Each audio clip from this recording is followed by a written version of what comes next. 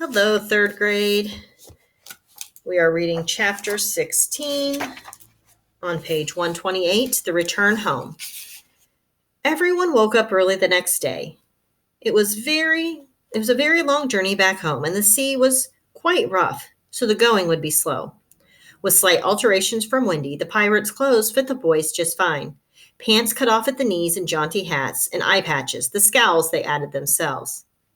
Peter, of course, was the captain. Nibs and John were first and second mates. None of the boys had any training in sailing a pirate ship, but they pretended they did, which in Neverland is always enough. As they worked securing jibs and sheets and all sorts of other sailors' words, they sang and cheered heartily. Finally, they got the ship out into the open sea, let loose her sails, and started for England. It was time. Peter had decided that they would sail as far as the Azore Islands and then fly the rest of the way.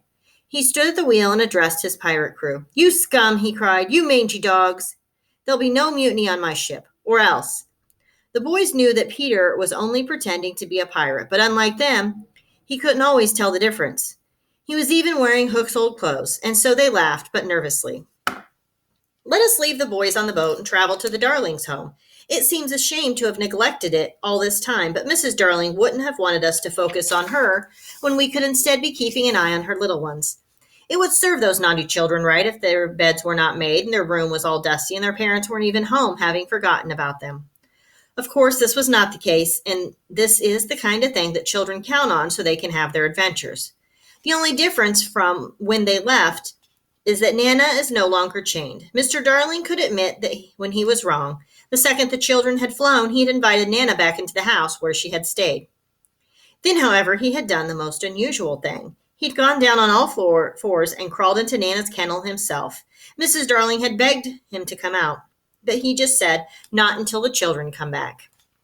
Every morning the kennel was carried, with Mr. Darling in it, to the office and then back again at night. This is my punishment, and it is proper, he thought.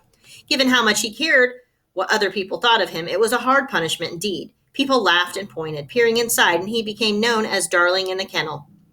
The true beauty of his sacrifice, however, soon shone through. When the public learned why he had confined himself to Nana's kennel, they began to follow him, not to laugh, but to praise. Girls asked for his autograph, society types invited him to dinner, and his kennel, black tie, of course. "Kennel," one headline in the papers read, "the new good form." It was what he'd always wanted, and yet Mr. Darling could not enjoy his new status in the community. Mrs. Darling was sad as well. When she managed to fall asleep, usually in her chair by the fire, she would dream of her children. This night was no different. Tonight, however, let us whisper in her ear that the children are on their way home. But perhaps we should not, because she has awakened with a start, calling out their names. There was a chill in the air, but the Darlings would never dare close the windows. It must always be open for the children. Little do they know, at this very moment there is someone at that window. It's Peter, and he has flown ahead with Tinker Bell. "Open," he muttered bitterly upon seeing the window. "I knew it would be." Peter came up with one final plan. He would fly in quietly as not to wake Mr. Darling in his kennel, lock the window, and then sneak out through the front door.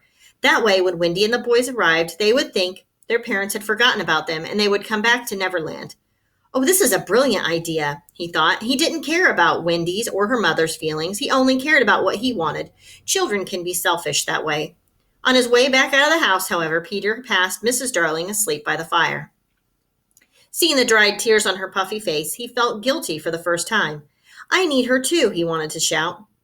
"We can't both have her." He jumped and sang, made funny faces. If as hard as he tried, he couldn't get poor Mrs. Darling's tears out of his head. Maybe he was growing up a bit after all. The thought enraged him. "Oh, fine," he huffed. "Come on, Tink." They unbarred the window and flew away. Moments later, the children found the house and the window open. They landed softly on their bedroom floor. Michael didn't even recognize the place. "This looks familiar," he said. "Of course, silly, it's our room," said John. "There's Nana's kennel," Wendy cried. And they all rushed to look inside. But in place of Nana, they saw a man. "It's Father," Wendy said. "Let me see a father," Michael begged.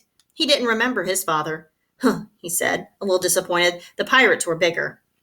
"It's a good thing Mr. Darling was asleep and didn't hear his son, for it would have broken his heart." "Did he always sleep in the kennel?" John asked, confused. Suddenly, Wendy could not remember either. Just then they heard piano downstairs.